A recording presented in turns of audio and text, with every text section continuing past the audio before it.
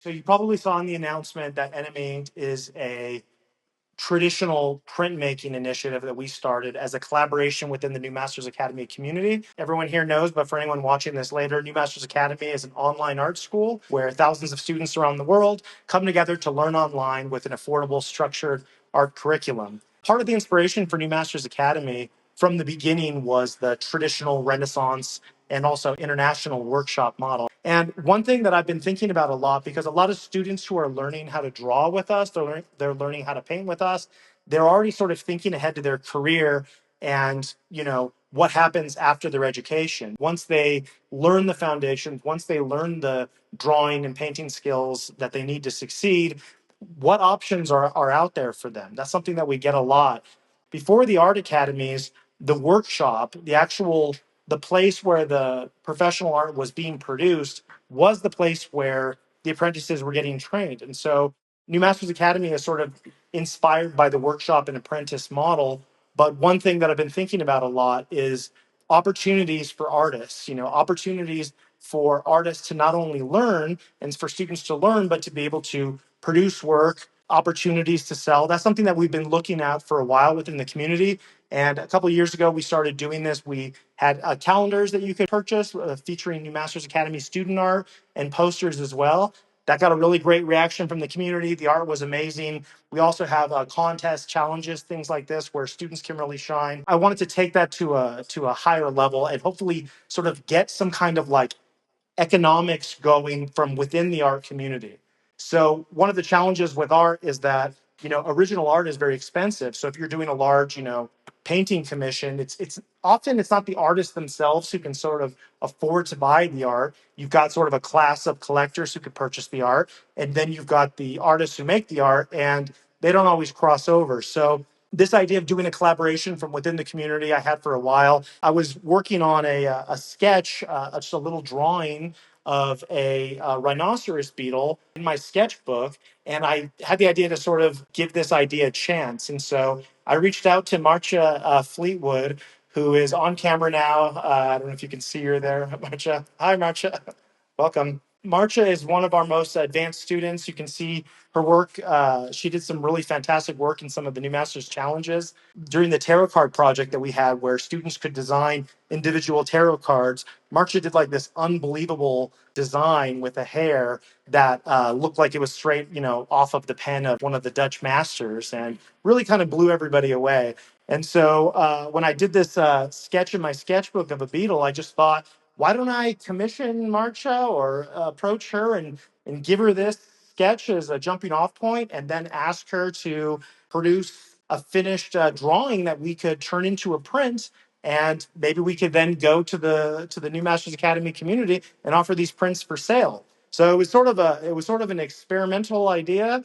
She definitely like jumped on the idea. She jumped on the opportunity, and you're going to see here in a moment when we reveal it. But she actually went nuts and created an absolutely beautiful masterpiece of a print. So that was the real idea, is the idea that the community can come together. We can produce artwork that we think is high quality. We don't have to shape ourselves to what we think the gallery or the entertainment industry wants. We can sort of produce art and sell it within our community. And that's sort of the idea here. After that conversation with Marsha, when we were working on this, I got a chance to meet Alex Jackson, who is our, hi, Alex, welcome. Hello. Alex is a master printmaker, and he's going to talk a little bit about the process. But Alex gave a printmaking demo for our group in Santa Fe at the anatomy workshop, and everybody was so blown away and so impressed by it. And Alex is such an amazing evangelist for traditional printmaking that everything just sort of came together into this collaboration. So, Alex, can you tell us a little bit about, assuming the audience maybe doesn't know much about it, like what is traditional printmaking? Why are you such an evangelist, and what is your background? Hi, my name is Alex Jackson. I am a printmaker of 23 years, classically trained. So I've been doing this for a while. I formally apprenticed as a printmaker, so I've been doing this, quite a while.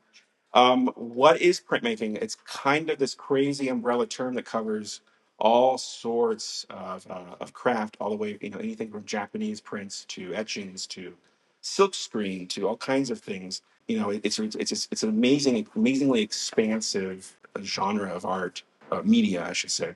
So why is it good for artists? It's very, very interesting. This is why I'm always telling artists to do it. I have a bunch of artists friends. They do these amazing sketchbooks. They do these amazing drawings, and then they've worked so long on them that they're almost at pain to separate themselves from this beautiful thing they've worked on for hundreds of hours. Printmaking is a really, really great way to create reproductions of your work that are also originals. The interesting thing about printmaking, it's kind of a paradox. When you're doing fine art prints, as opposed to something out of a Xerox machine or out of an inkjet printer, a fine art print has the same aura and the same collectability as an original. We're still collecting prints of Rembrandt. We're still collecting prints of Dürer, these amazing master prints, and they have the same aura as paintings. They are still fine art prints. They are not, inkjet and these things. These are used to reproduce junk mail. That's no wonder people don't want these things, right? So fine art printing is a way to invest value into reproductions and give your drawings and your art dignity, and value and presence. They exhibit incredibly well. Not only does it allow you to sell, but not only does it allow you to propagate your art, but it also allows you to exhibit your art. If you've got multiple prints of your beautiful work, you can have it in several different exhibition settings. It also allows you to be very, very generous. Artists traditionally traded prints. I'm always trying to get other artists to do printmaking because I think it liberates their work from just these originals. And so when we had this idea, how did I start learning? I learned it, first in an academic setting and then from a master. In my quest to make this more egalitarian, I guess you could say, I started working with Joshua here, and we figured out a way to do this remote. The problem with printmaking, and this is why I guess a lot of people don't do it, is it often requires these gigantic hulking machines. This is a very small one we have on display, but a lot of times these are huge, huge machines, and they're very, very hard to have in your studio. They're also not made as much anymore. They're just not as widespread. And I know in particular, one of your big hobby horses is promoting the idea that you don't necessarily need to have a huge press. Like Correct. Santa Fe, the demo you did was like with very accessible stuff. And instead of even like, this is a pretty like, as far as presses go, that's It's a pretty, very small little one. yeah. So like, we're talking like the hundreds of dollars range, Yes, probably. yes. But there's even simpler ways to do it. Like I remember Yes. you actually just had a piece of glass and you just like Yes. you rubbed one out. So printmaking, all this is a way to squish paper. That's all it does. I mean, it's a big machine. It just squishes paper very, very tight. But there are processes in printmaking, not all of them, but many of them you can actually do by hand. And when I'm sharing them, I'm always emphasizing this is stuff you can do in your own studio, and not to be intimidated by this idea that you need all this industrial-looking machinery. Yeah. You can do it by hand. And I would also say some of those beautiful printmaking, which is Japanese printmaking, was all done by hand. They never used presses. And that's if you guys know the famous wave, the Hokusai wave off Kanagawa, I'm sure it's in the reference library. Yeah. That was all done by hand with a bamboo disc, not even a machine. There's no requirement that you need to use a machine. It just makes you faster. Yeah. For most of these things. Yeah, I love like almost everything that when you're talking about printmaking, it just seems. I just think of the New Masters Academy students for everything you're talking about. It seems like it's really right up our alley. So specifically, Marsha, maybe you could get on camera a little bit and share a little bit. But can you share your story, having not done prints before and sort of remotely coordinating with Alex? What was your experience like doing this? And then as soon as you're finished with that description, Marsha, and for everybody here, we're going to reveal Marsha's print right after this. And so it's been a long time coming, but I really want to hear your side of the story. Could you share a little bit with us, Marsha? Yeah, of course. Well, first I made the drawing for you of the beetle. That wasn't as easy as just copying your sketch and then doing it. I really had to get into the nitty and gritty of how a beetle is constructed. So I bought beetles. Awesome. I found them on Etsy, and I had to get over handling them first. It helped me a lot in seeing the shapes and getting a feel of where the lines should go and what parts I needed to have be lighter on with lines and which parts I wanted to emphasize going where they turn. And because the thing is, the first thing I made for you was a pen drawing, and you can't erase pen. So I had to make sure everything was exactly so and exactly right. So we're gonna see your print in just a moment, and we're gonna be able to appreciate all the hatching that you're putting over the surface. And I remember talking to you about, you were saying that in order to really describe the surface, you need to know what that surface is, and photos weren't really cutting it. You needed something 3D.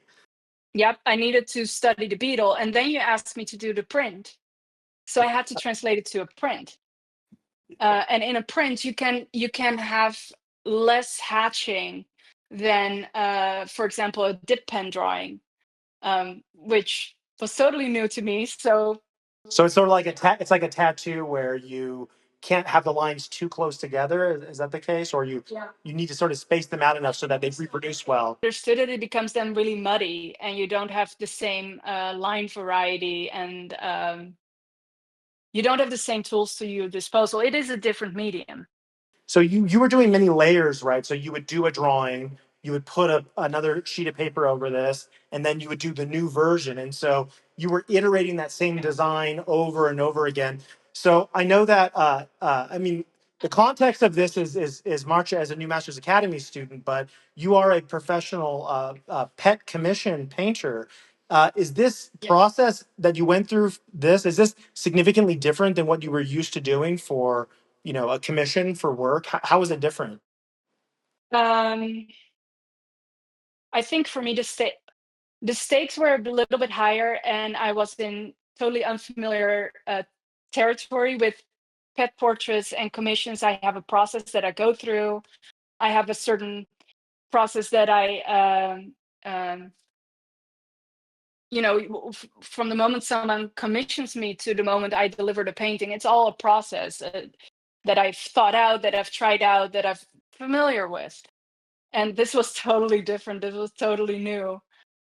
And the stakes were a little bit higher because I'm painting in oil paint, where you can fix your mistakes easily, and with a copper plate you can't, not easily. So I think you did an absolutely beautiful job. Like, I almost can't wait any longer. I think we're going to. So right now, I think we want to see the print, you wanna see the and print? then you can explain it. Yeah, All right, sure. Okay. Well, let's begin with this beautiful die here. Hercules stag beetle. So this is a copper plate etching.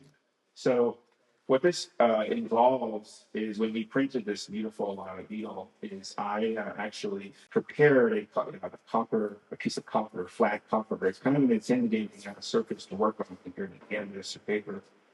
Um, And that's this, right? that's this, yes. So it's literally Copper. it's a copper sheet. It's Yes. copper plate. Yes. And so how do you etch it? How do you get the lines out of this?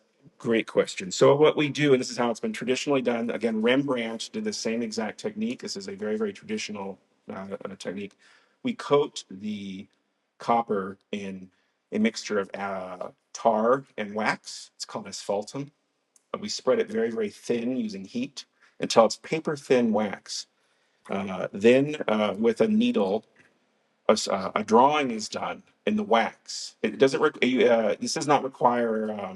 Like, it's not. Don't think of this as carving. It's literally you're just etching wax. It's like it comes off with the barest amount of pressure. So the stylus is just removing wax, Removing and wax. that's exposing the copper under the line. Yes. You, as you draw it, you literally see a copper. Think of like a copper penny or something. A copper drawing will appear under this black. Oh, is that why it's dark? So that the lines pop. Well, yeah. Well, the wax is dark. Yes, correct. So that wax is dark. Well, it's a dark also because it's tar. Yeah. So you're using literal tar, so. What we then do after, so I sent this prepared plate to over through the mail, and amazingly, she did the drawing, having never done this before. I mean, again, imagine working on metal when you've never worked on metal before with a tool. It's the drawing foundations, everybody. It's But the if drawing you have foundations. foundations, you can attack this thing, with bravery, and it's just an amazing. The proof is in the print. It's an amazing first attempt. So Marsha had to basically redo the drawing, Yes. but as lines of removed wax here. Yes. Then Yeah. sends you the plate, and then Like, sends me the back. And then this is the exciting part. I take the entire plate, and again, this is the way this was done. I put the plate into a literal acid bath. So this is an acid that reacts with copper, but it doesn't react with the wax. So if you can imagine what happens, It bounces, the acid bounces off the wax, but wherever she drew, it goes into the copper and actually bites it. So it bites. So the longer you leave it in, the deeper the, yes, the correct. corrosion, or what would you call that? Biting. We usually call it biting. Acid, yeah, biting. Yeah. The deeper the bite is what we call it. So the stronger the lines. And so this creates beautiful, beautiful thin lines that are almost really unattainable to get by, say, like a pen. These are like really, really, really thin lines that, you know, some of the most delicate lines you can get in art, really.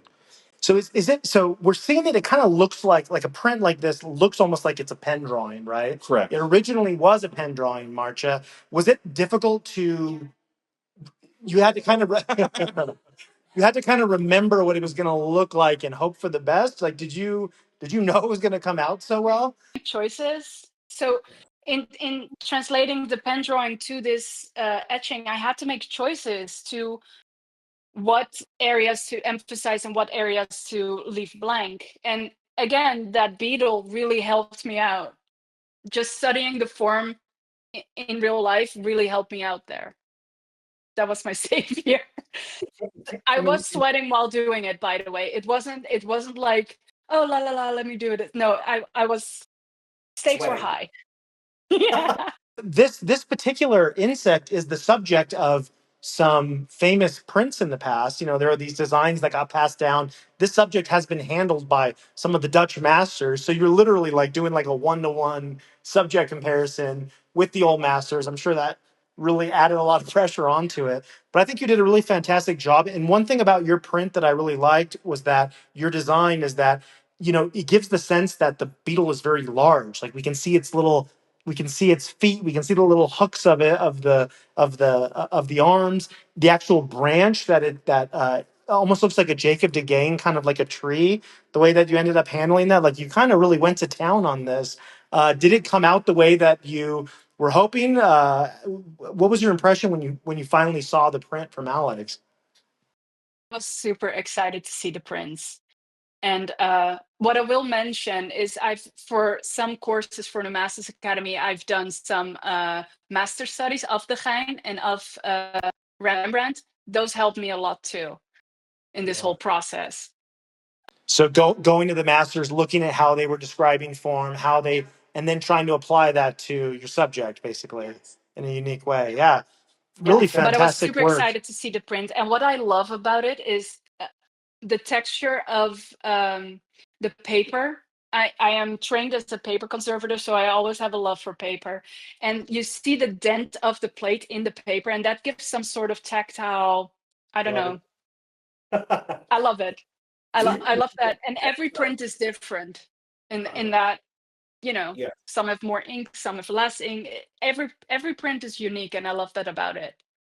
That's really interesting. Yeah, and I know the masters like Rembrandt would play with that. Yes, they would do. Because it, you know, we're not just getting it, you know, shipped. It's not a machine that produces these, and then we're not drop shipping a print. This is actually being produced by artists, and it's a craft. The wiping, how much variation is there? A ton of variation. I mean, within the edition, there's a little bit. Any edition is not going to be a perfect. If we wanted a perfection, we could take this to a Xerox machine.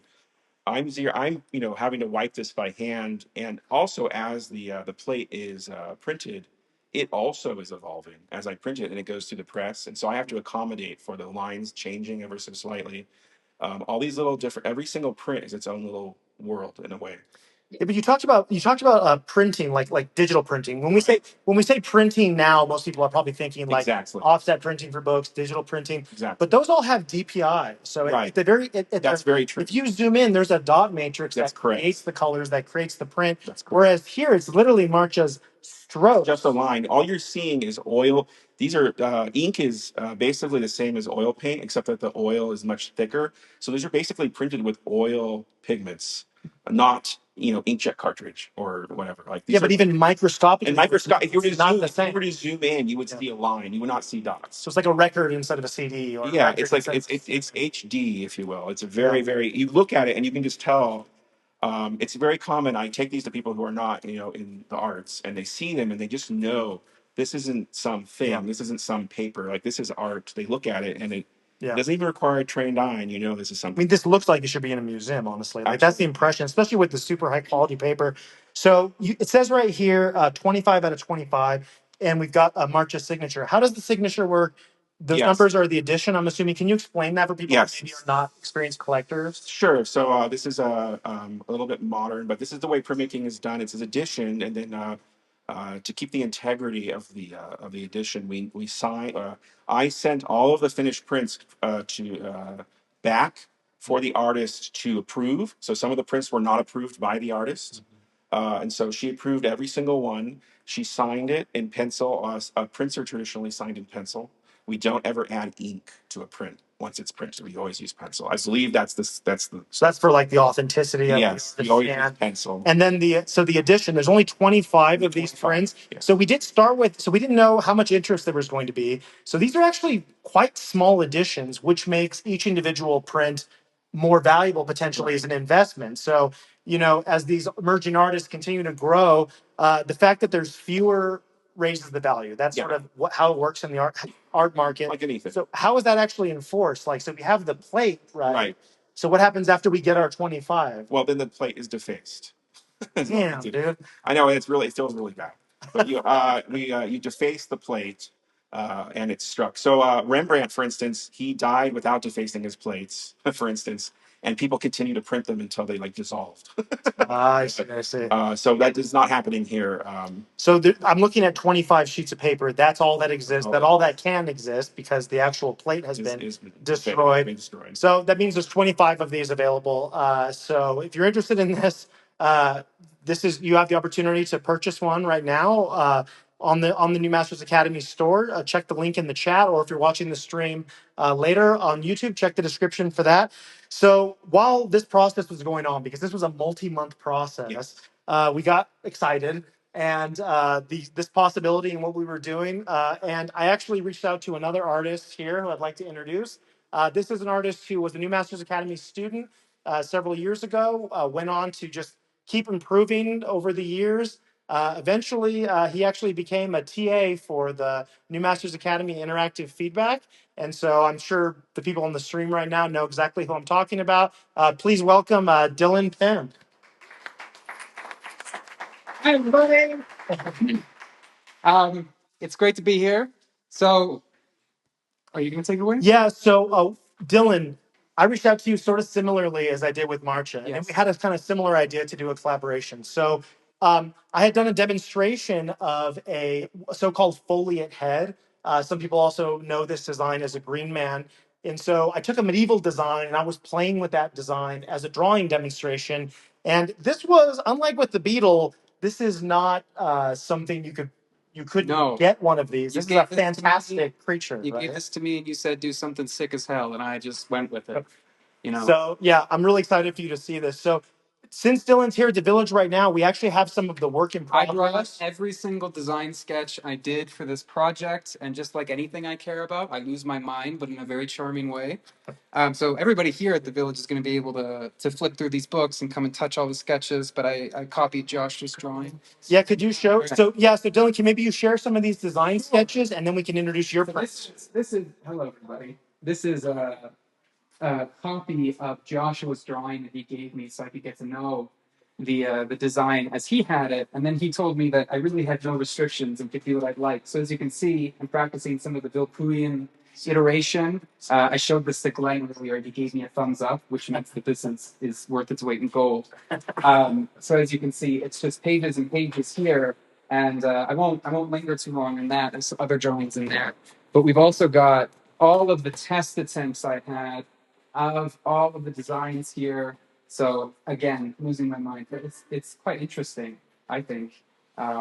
As you can see, again, just tests and tests and tests. So I'll share these images in more detail later, but I wanted to bring those. But you also, in addition to iterating this design, I remember in some of your sketchbooks, you had different versions of faces. Yeah. Right? So the idea is that it's a face, but it's being created by plants in real time. And so what was that experience like? Actually, it was honestly, this was one of the most informative projects in terms of creativity that I've had so far. So I'm coming off of essentially an education, right? And I got my bachelor's, I went out into the world, a fresh little guppy, but this was an opportunity to, I think, really think about the skills that I had learned and just riff with them in a way. Did you feel like it was theoretical until here, or did you have a similar? I think that if anything, it proved that craft is the language you express yourself with. So the creativity was directly rooted in the technical education that I'd been given, and of course, Had you iterated the same design this many times previous to the project? with any other project? Yeah, with like no, this was new. Like I said, I got locked in. Yeah, and I went. It's like dozens. Yeah, this was months of work, and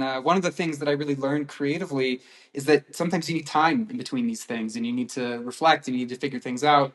Which is why some of this it took a little bit of time, but we went through design after design after design. I was getting Joshua's help. I would send him things, and he would say yes or he'd say no, and I would do another one.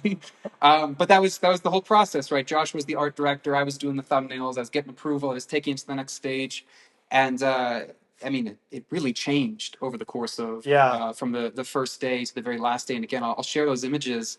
But this is a product of probably dozens, if not over 100 hours, hundreds of hours of work. It was just in the background every day, every week. What am I doing for the print today? How am I going to poke at it? How am I going to fiddle at it? Well, can we? I mean, you should be able to see this in high resolution now on the website. But let's go ahead and let's reveal where Dylan ended up with this.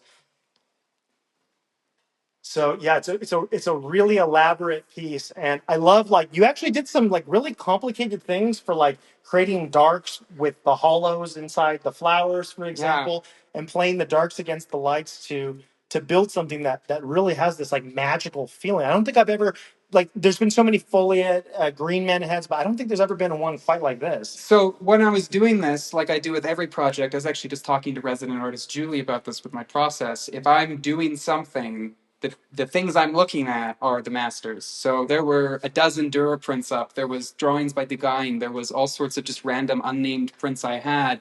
Anytime I had a problem, I didn't solve it on my own. I looked at what they were doing. And the idea of a light and dark pattern revealing not just an imaginative design in a flat sense, but actually bringing out a sense of form so that it's this relief, it's this sense of space. And that was something that I really prioritized in my designs, that Josh was very ornamental, it was decorative, it existed in this kind of abstract space, and I said I wanted this to kind of exist in a real environment, and giving it this depth into the picture plane meant relying on this compositional. So how did you handle the lighting? Because obviously you can't exactly stage this, even if you had access to a bunch of different plants. Like it's fantastic by its very nature. So how did you keep like the lighting consistent, for example? The drawing foundations. So I really this was a combination of everything I've learned. So I've been very fortunate to have an extraordinary amount of one-on-one time with very skilled artists, whether it's Glenn, who I studied with for 3 years. He's been here at the village as well. Whether it's you, who I've known now for 5 years, I think.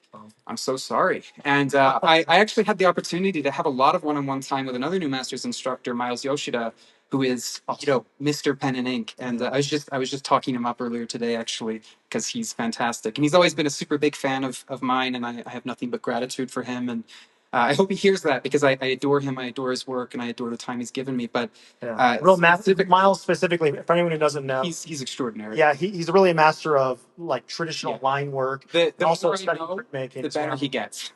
You just see more and more and more, and you realize why he's really above the rest of the playing field. Yeah. So what about the actual part of it that wasn't just drawing, like the printmaking, the medium specific things? Did you run into challenges with that, or what was your experience like? We went through actually a quite complicated process with this one, because it was such a detailed design. I was working with Alex, and I was sending him things like, "Can I do this? Can I do that?" I remember this. I was the worst client you've ever had. Or Looks like you can't do this, but let's technically you can try to do that. And I'm like, all right, let's do it. Let's make this as difficult as possible for everybody involved. Keep in mind, you're in Canada. Yes. Yeah. So I'm just sending them Canada, Vermont. At the time, I was in Orange County, California, then Colorado. And Maartje, you were also in Northern California, and now the Netherlands, correct? Yes. I moved in April. So at one point, there was actually a postage strike. And our actual prints got stuck for months, right? So it was quite an adventure. So we have 20 prints, not 25. Yeah. So we went through and we made sure that everyone was quality, everyone was worth selling, essentially. And I had the final say on that, so you can blame me. Are you proud of how they actually? I'm actually very proud. So when I got these prints in the mail, it made me like my drawing better because I did this as a pen and ink drawing, and then when I got it, I was like, well, hot damn, that's really nice. And I spent basically just the whole day looking at them and going over them. And I mean, Alex, without you, I mean, we wouldn't have had this. But it was this opportunity to kind of see this thing I'd made, totally new context. Yeah. And I like it. That's very rare for me to say. I'm so proud. I'm so proud of everybody involved. Like I was the most hands off. I did a little sketch, and then I was mostly just watching everything sort of come to fruition. So these are unbelievable. We've got 20 of these available. Marsha is a very passionate artist, and while Dylan and we were figuring out the prints and stuff, she didn't just wait. She actually made another print that was Sent them to copper plates each. yeah, because so Alex you had sent them each 2 copper plates in case There was in case one did. Yeah, work. So Maartje nailed the design for hers, and then she did another design, which we're about to share. So this is a bonus print. We've got 25 of them. It's just phenomenal. And you can probably see this on the website right now. So Maartje, can you tell us a little bit about this hair? And tell us about how did this come about? So for one of the New Masters Academy's community projects, we all made a tarot card. It was like a few years ago. I made a tarot card with a cow and a chicken and like a tree and a hare. And I really loved making that hair. I drew it from imagination, half and then half from references to see the fur. I had a lot of fun drawing it. So I got this second plate and I was like, what should I make? What should I do with it? And eventually the hair was just, that was the answer. So Yeah, this one came out so beautifully too. And you know, all 3 of these together are fantastic because they each have sort of a different context. And even though these are both animals, this has got a different feeling than the beetle for sure. So right now, all of these prints, all of these editions, what you see right here in front of us, these are available for sale. We're going to be fulfilling here from the village. So everyone that's watching this, if you're interested in this art, take a look at it. We have high resolution versions available on the website. If you want to support a fellow artist, a fellow student, if you want to get an awesome collectible item that you can frame, you can hang on the wall, you can hold on to. I mean, everything here, like these prints are on high quality. These are on 100%. These prints have to actually be soaked before they're printed. They're printed wet. So you have to, for that reason, you can't use wood pulp paper. This is all cotton paper, so it's very, very fine. So if somebody's purchasing one of these, like, and they want to get it framed, are there any specifics? Do they need UV protected glass? I would UV just to be safe, flat. Yeah, just and make sure that you don't want anything. Since you're putting paper in a frame, there's nothing that will let the paper be warped. Than that otherwise. So like a matte might make sense. Matte might make sense, but you want to keep the signature, but matte like a little bit, like an inch away. But your call. Well, I'm really excited. I'm so happy everyone gets a chance to see this. Hopefully purchase these. Thank you so much for joining us, everybody. If you're interested in this NMA Inked initiative and this project, the best way to let us know is to buy the prints, because if these sell, as we hope they do, we would love to do more collaborations. I know Dylan and Maartje especially have gotten the printmaking bug, and it's been over a year of work, and there's been a few tears and maybe even some blood, I don't know, but we finally got here.